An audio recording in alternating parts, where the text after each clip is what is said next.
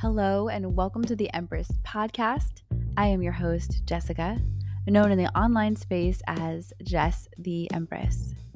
I started this podcast to help you be present with yourself, cope with chaos, and simplify your life. I do this by combining psychology, behavioral science, and the tarot. I have a background in mental health, specifically a master's in clinical social work from USC, and I'm a professional tarot reader. So get ready to have a nurturing, creative, and empowering experience with me as we use practical magic.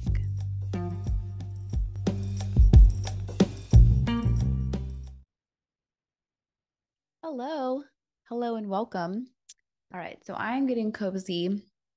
I'm going to chat with y'all about failures. If you saw the title of this episode, I am talking about what I did not do well in 2022. So I know a lot of people like to reflect at the end of the year. I definitely do that, but I don't always set up a year ahead of like, what am I going to do and making these goals. But I thought that I would share my failures because I know I'm not the only one with a bunch of L's on the board. So these are just my thoughts, my experiences as a person who's working online and hopefully growing as time continues. But yeah, so the first failure that I had in 2022 was the Empress advice line. So if y'all have been following my journey for a little bit, whether on the podcast, Instagram, whatever, I advertised having an advice line. So many of you ended up texting me, or not texting me, DMing me, emailing, whatever, in the beginning of 2021, at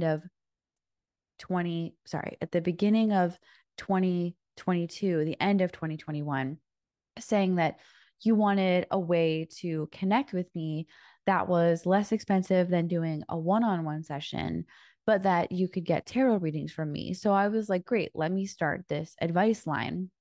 And essentially, it was through the app Telegram. You would message me, there would be a membership so you could ask unlimited questions. And it wasn't just about getting, a tarot reading, it was about getting advice for whatever you were going through. So I would be sharing resources and all the things. So I was excited. Like, I started this with this idea of like, this is going to be awesome. I'll be connecting with people. We'll be chit chatting. I'm so excited to go more in depth instead of it just being more of like, the simple conversations that we have on Instagram. I could really know what's going on in the scenes of you guys' life and be that support system. Do y'all know that nobody signed up for it? Zero. Okay. So from the perspective of no results, it was a failure, and that's okay. So my thoughts about it were that I was pretty bummed because, again, I had mentioned I was excited. So I was like, yeah, like this is gonna be fun. I can't wait to see who shows up. I'm curious, like who's gonna text me, what their situations are. I promoted this option for 6 months straight. 6 months straight, and no one signed up. So I was definitely bummed about it. And I recognize that I do love to hold space and to be that person that y'all like text. Just note that I do this already, but I do it through platforms that I'm contracted on. All those platforms have an option to text throughout the day. So I'm already doing this. I'm just not doing it with my Instagram family, my YouTube family, TikTok family, podcast family. So there's a difference. Like, I don't really know the people that are messaging me, whereas I have somewhat of an established relationship to y'all here. And that's the difference. And I wanted to get even closer. So that was definitely disappointing. I was like, all right, well, I'm just going to RIP this. And that's where it is. It's 6 feet in the dirt. If there comes a point in time where it feels aligned to resurrect the option for the advice line, I will. But as of now, um, yeah, we can just pay our respects. But it is what it is, right? So I wondered Was my pricing too high? Was I not clear enough on the service? I kind of did this questioning of myself. And I think that there's a reasonable amount of this you need to do as a business owner because you want to make sure that what you are offering really aligns with your audience and it's also reasonably priced. I really do believe that mine was reasonably priced considering what people pay me considering what people pay to be on an app to have conversations with me. This was significantly lower than having to go through another like a third party app that's like a psychic website or whatever. This was like a direct access line to me. So it was super inexpensive. So I didn't feel like the pricing was too high. I just wasn't sure of what happened and why people didn't show up. I was trying to poll people on Instagram, which was the majority of where people had told me that they wanted the advice line. But when I polled, again, there were like crickets. So I was like, okay, this is just not it's not in the cards. It's like not meant to be. And of course, y'all know that I did pull cards over it. And it was just like, yeah, just let it go. Like you put an offering out there in the world and sometimes people bite, sometimes they don't. What I learned is that a lot of people are more talk than action. And it's not like I didn't know that. I've been knowing this for a very long time. But I did have slightly different expectations.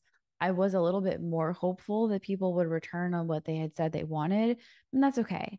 So that was the first failure of 2022. I literally promoted it for half the year. I was just so excited. And I do everything from like the content creation to the marketing to opening up. Like I had to open up Telegram, like download it and sign up and all the things. And so, yeah. Womp, womp, womp. So the second failure of 2022 was the card of the day readings. Y'all, let me tell you, like I got so fucking burned out. I don't think I can say the F word. I may have to fix that, but I can say it on the podcast. I can't say it on YouTube. Or I can say it on YouTube, but they like don't promote me in the algorithm. I don't know how it works. Anyway, y'all. Um, card of the day burned me out. Okay. So part of a strategy for growing on a lot of these platforms is to post something every day that's within your niche. And so card of the day would be within my niche. But I was so tired and I was so stressed out and I was not happy and I lost sight of myself in the process. Like it became more about let's get the numbers, let's get the followers, let's get the, I don't want to say likes, but it was more of like, how can I not even stay relevant? I'm not sure. To me, it was about growth. My goal for doing the daily posts was about growth. And so it didn't do shit for my algorithm. It didn't do any, I mean, not my algorithm, it didn't do anything for my analytics, like nothing. I didn't see an increase in followers. I didn't see an increase in sales. I didn't increase in anything. So I was just like, what the hell? Definitely like this was not the vibe for me. And when I reflected on it, my thoughts were like, I don't want to do this anymore. I don't want to live like this. I do want to see growth. I'm clear about that, but not through this strategy. Like it's not a strategy that works for me. And I just don't want to burn myself out. And I've, it's such a struggle. I feel like for anyone who is an entrepreneur and really trying to say, I guess, yes, stay relevant in the online world or just even make a breakthrough, to be honest with you, in this online space, it requires so much of you. And when you're starting off and you're the only one doing it, it requires a whole lot more than you might think. So I am determined to stay the course. I'm determined to put out these videos to connect with y'all. However, I'm not going to do it at the cost of my mental health and well-being. That would literally go against like everything that I'm wanting to be like encourage you guys to do as well with your lives. So I really just want to be in integrity with what I believe and I feel as well more of the bigger failure in my perspective was me losing sight of my priorities and making the card of the day thing to get more followers and to grow, that's the lesser failure. The main failure for me, like I said, is just losing sight of myself and doing things like taking longer walks and taking more breaks, essentially. So, the other thing I want to say about that is when I look at people who have grown exponentially with the post every day type of plan, they're typically supported by a team of people. And I'm only one person. So I've also had to just kind of check myself and realize who am I comparing myself to? Because it's not helpful to look at a person who's gained, 4 or 5,000 followers in a year and say, oh, why haven't I? Oh, because they have a team of people. They have an editing room. They have an editor. They have a script writer. They have everybody doing things that I'm not, I don't have, I'm all of it. So yeah, card of the day thing is not coming back. If that is an expectation you have, you can leave it at the door. It's not going to happen. I have no intentions of holding that space. There are other people holding that space that hold it so well. And I love that for them. I love that for you finding them and them supporting you. It's just no longer a space that I want to play in. So I am out. And in that way, I'm turning this into a win. But yeah, last year it was just a total failure. I can't do it anymore. Um, so I want to shift into talking about what led to my failures. Some of these are more general and some of them are specific. So let's get into it. Not being really clear on what I wanted. Although I do feel like I was clear about the card of the day and what I wanted to gain from that. And as well as the Empress advice line, what I wanted to gain from that. I also didn't make it clear to myself in other areas of what I was going to stick to, which is, I think, why I ended up losing sight of other things that are important to me in the pursuit of the social media game. And that's okay. It's life, right? I'm back on track. Unrealistic expectations. So, this is more generally speaking, but when we don't have a when we are working towards a misaligned goal from the beginning, we're not going to see fruit from our actions. So I feel like what might have been better for me to do instead of card of the day is just saying, I'm going to post a card weekly. And what feels sustainable that I'm shifting now into my strategy is is the midweek reminders. So that is when I'm pulling tarot cards. It's once a week and I can batch those. So you get those on a certain day because they're already pre recorded, edited, and then scheduled to post. But I do them all ahead of time. Most of them I do ahead of time. And that feels better for me to take a day where I can like batch it. And then I end up having a lot more free time instead of once a week, I have to sit down and schedule it in. So that's how I'm shifting my strategy there. But my intentions, my expectations were not very realistic in some ways from the beginning. So I was shooting for something that wasn't really sustainable. And of course, there was less, fruit to enjoy from the work that I put in. Another thing that can lead to failure is settling. And this is my definition of settling. It's when I'm ignoring having a tough love conversation with myself and calling myself out on living in my maximum potential. So, making excuses essentially. And I am guilty of this. I feel like anybody who puts a lot on their plate and wants to do really well and struggles with like perfectionism also has this going on. Because it's like crazy all the moving pieces in this, but I do better when I sit myself down and say, what do you want to really be doing? Where are you making excuses? Why are you making excuses? And what do you need to overcome the excuses? I didn't have enough of those conversations with myself in 2022. And I feel like that's why I stuck so long with the card of the day, even though I pushed myself past a personal limit and then was just unhappy, you know? So I ignored having those tough love conversations. But again, in my definition, that's settling. It's settling for doing the same thing over and over again, and just not breaking the molds, just getting comfortable, but also simultaneously being uncomfortable, all the things. Rushing. Okay, I'm so good at this, you guys. I'm a professional at rushing. I hope you know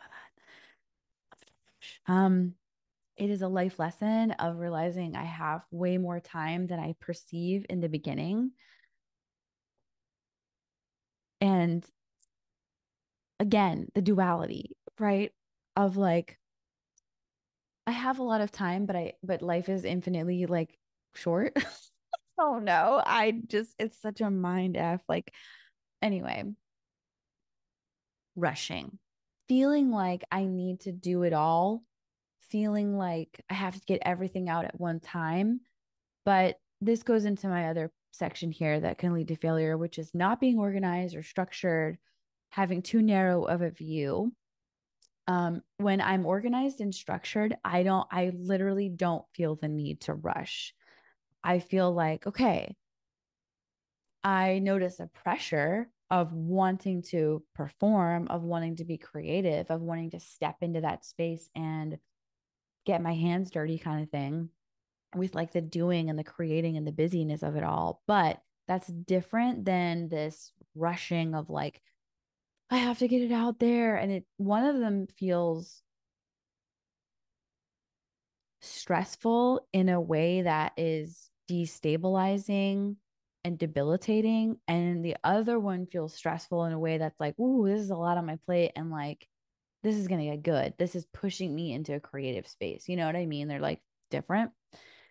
So, the other thing, I've promoted this many times on my site, and I'll give you guys the link in the show notes and here on YouTube as well, the video, but it's the SMART goals. When I use SMART goals, I see so much better outcomes than when I don't use SMART goals. And sometimes I just get cocky and I'm like, I don't need SMART goals when I do need them. I need to use them for like every area of my life.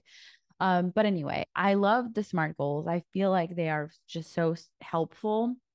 And so that's why I promote them for you guys. And that's why I'm going to continue to lean into using them because if it works, it works. Like, I don't know. I feel like sometimes I'm like, I got this under my belt, or like, I'm going to reinvent the wheel and make things infinitely more difficult than I need to. I don't know, you guys. It's a wild ride to be in my brain. So, anyway, those are things that can lead to failure. Those were my mistakes that led to failure this year. Um, so I wanted to now shift into the reactions to my failures. It definitely depends on the degree of failure. If it's more of something that I consider to be a minor failure, I can recover from it pretty quickly and not personalize it or take accountability and say, okay, this is what I did wrong. Other times I can pivot and I can say, okay, this is where the mistakes were, and this is what I need to do differently. Because sometimes the failure is just like, okay, I did it all wrong. I don't want to drop the goal in its entirety, but so like I want to keep going, but I need to change the strategy so then I can like give it another go, but with a different approach. And then other times I am not accepting that I am failing and I just keep trying the same thing over and over and over again. Hence the card of the day, burnout, you know the deal. And then other times I totally freak out and I'm super hard on myself and I make it about me. I personalize it and become like a victim and all the things that are shadow. So, um, regardless of the failure and when I'm acknowledging it and when I'm wanting to work with it or whatever, there is a ton of journaling involved in the process. So, I am writing down thoughts, writing down feelings, writing down. And what I mean by thoughts, I mean the meaning making. So again, the stories, my inner narrative about what this means about me or what it doesn't mean about me, all the things, all that goes on paper. And then I typically try to step away from it and then come back to it and read it in a little bit more of a objective place, a little detached from the emotions. And then I ask myself, like, is this true? You know, how I'm reacting to my failures doesn't, I don't always have to react the same way. And I would love to not personalize things as much. And I would love to be more kind to myself. And as they say, no one is as hard of a critic on yourself as you are. So I want to be more kind, like to myself. So what I've learned is that failure isn't a reason to hold on to shame, and it's not a reason to spiral into shame. Now, the self shaming that I do and the spiraling comes from the victim narrative. It comes from the woe is me narrative of feeling like life is against me and I'm a failure. You know, I really personalize it instead of just like looking at failures as a part of life and something that happened to everybody. I make it about me. You know, I'm like, I'm a failure and I'm just like really wallowing real deep in there. Um, it's not the most beautiful part of me, but it definitely exists. It definitely comes to the forefront when things don't have the results that I want, prefer, expect, whatever, believe I should be getting, like so entitled. Um, I've also learned that failure can actually be safe. However, and this is where I feel like the hard work is for me, at least, is that I'm responsible for making a space safe to fail within. Like I am responsible for creating a container that I can fail in. And that's what I'm working toward. That's what I mean by wanting to feel safer, wanting to feel like I can even be kind to myself instead of shame spiraling and beating myself up and being really critical. Like I people can hold that space for me certainly as a way to show me what that can feel like and be like and that I can exist in it. But if they're not there, then I have to create that space because I want that space to exist. So yeah, I'm learning that failure can be safe and cognitively knowing that and opening up to emotionally experience it are like very different things. So I'm opening up to that feeling of safety. Yeah, I'm gonna take a sip of my drink and my other drink.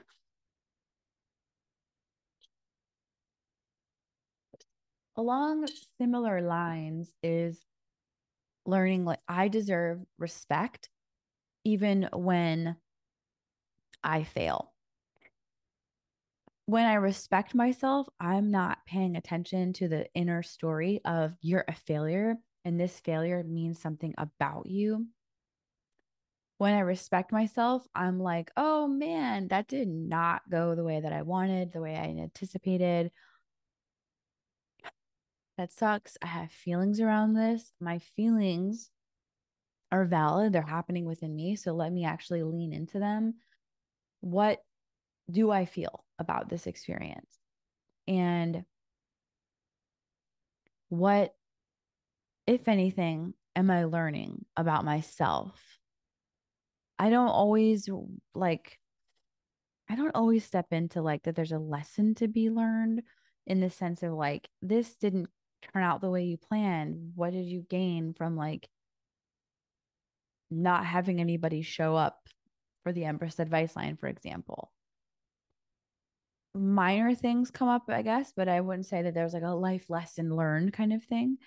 More so, okay, I learned that I want to continue having fun when I offer things to people and that I can offer whatever I want, but it doesn't mean it's going to resonate with people. But if I love it and I'm behind it, then like that's honestly kind of a win to me, as opposed to the different feelings I had when I was just like, oh, I got a postcard of the day, you know, kind of thing. Like Very different energy. And also, like my feelings and my energy behind it doesn't always impact, and this makes sense, right? It doesn't always impact like the results.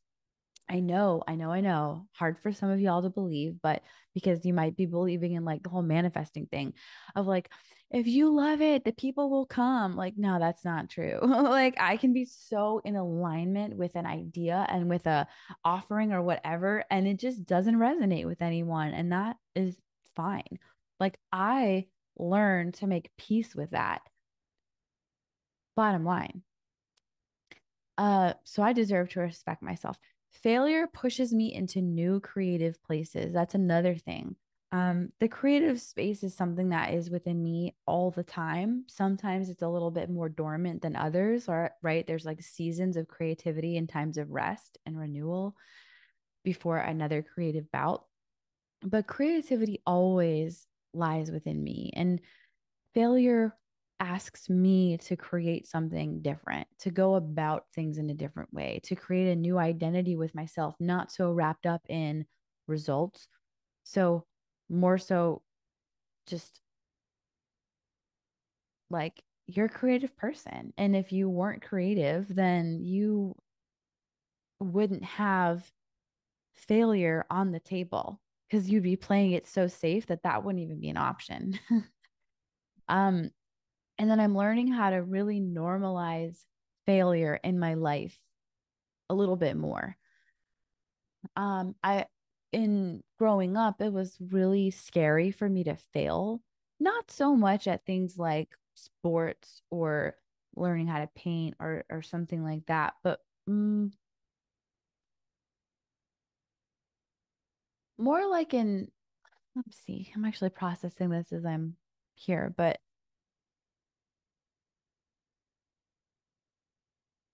I had a lot of parameters that were like, you can work within these, and when you step outside of them, it's unsafe. And I found that even as an adult, I find it hard to make creative choices like from freedom, from true freedom, because those guidelines were already established. And I'm not talking about like, stranger danger type guidelines of like, you should be teaching your kids. I mean, like, there was a lot of moral um reward and punishment types of conversations going on when I was a kid. And so what I did came from a place of like people pleasing instead of like, oh, I just want to do this for the sake of doing it, or I want to be inherently selfish as kids want to be. I couldn't do that so much. And I was always afraid of what was going to happen. And so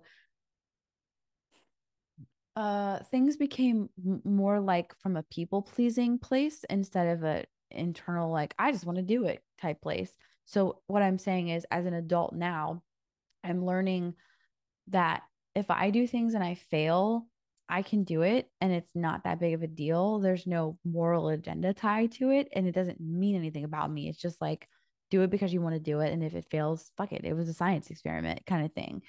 So a lot less detached from the meaning making and more in a place of neutrality with it. And that's where I am.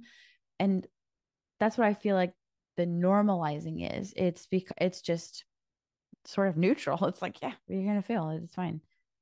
Keep going. Like do something different or try again, whatever. So I'm still working on this actually, this bit right here. And I'm probably gonna be working on it my whole life, but it's my philosophy and beliefs about failures. So my personal vision of failure is like not giving something my best shot. And like I said, I'm working on integrating this as a belief. It's not so much about the results. Are results still important? Yeah, they are to me. And that's okay. Like I want to grow. And that's like as a channel, as an individual, all the things I want to grow. But I'm learning to not make that like on a pedestal and like more so saying, did I try my hardest? Like, did I do my best? Did I Did I have those conversations with myself that I needed to have, right? Did I have those sit downs and did I hold myself to the highest level that I know I can hold myself? And if yes, then the results are less significant to knowing that I gave it my all. If I didn't give it my all, then I'm definitely letting myself down and I need to continue having more hard conversations with myself to figure out what is going on there. Other philosophies and beliefs about failures, it's about the adventure for me. It's about the experience. It's about doing new things. I'm really working on stepping into the day by day adventure and journey of it all and having more of a good time on a day-to-day basis than like pushing and pursuing and forcing and but I can get so caught up in that so quickly. And part of it is my nature. Like I am a doer. I am a person who genuinely likes creative work and connecting and like pouring out and sharing. Like that is part of my nature. I do genuinely believe I was born that way, but I need to have better boundaries around it. And those boundaries look like doing things more because I enjoy them and less because I feel like um I should do it, if that makes sense. So, yeah. And then lastly is really just, my belief is having failure on the table isn't the worst thing. I mean, I failed at so many things and I'm still here, right? So it can't be the worst thing. Um, and really just not letting the failure be so closely connected to my identity, putting some distance between that, right? So, whew, what a work in progress.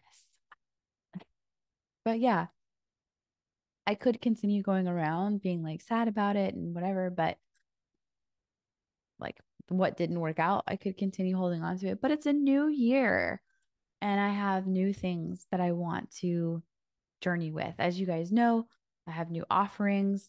I have no idea what's going to happen with them, but I feel open and that's a good place for me to be. I feel like I have realistic expectations. I'm hopeful, but I don't feel like I have as much.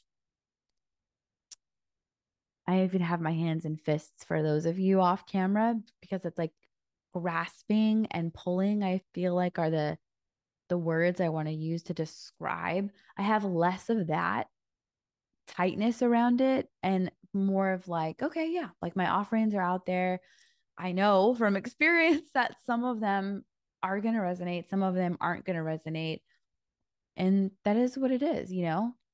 I get to continue to develop myself on a day to day basis. I get to continue doing things that are aligned with me. And that's what I want to do. So I hope that this episode inspires you to reflect on failure and failure in your own life and to, like me, put some distance between that failure and recognize that it doesn't represent who you are. It's a part of life. And we're all going to fail. So that means we're all part of the human experience. There's no difference in it. It's the stories that we make that separate us from other people.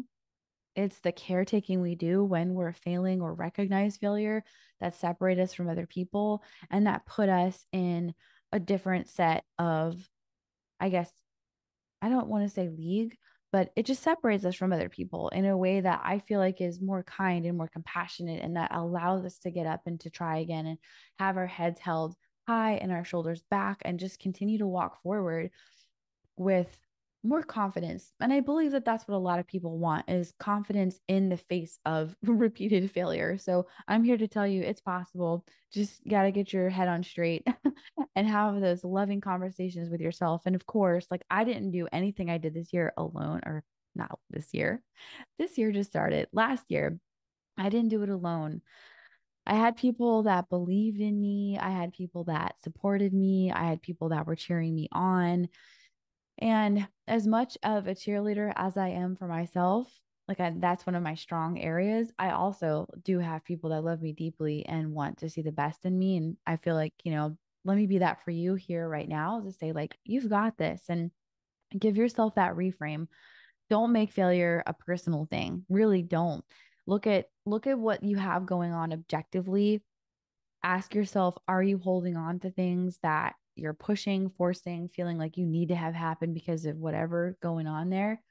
And can you drop that? Can you soften that? Can you also shift and see what else is possible? And just allow room for more creativity to be in your life. And from that place of creativity, see what can happen. So I love you. I hope this inspires you, and I will talk to you soon. Okay. Bye.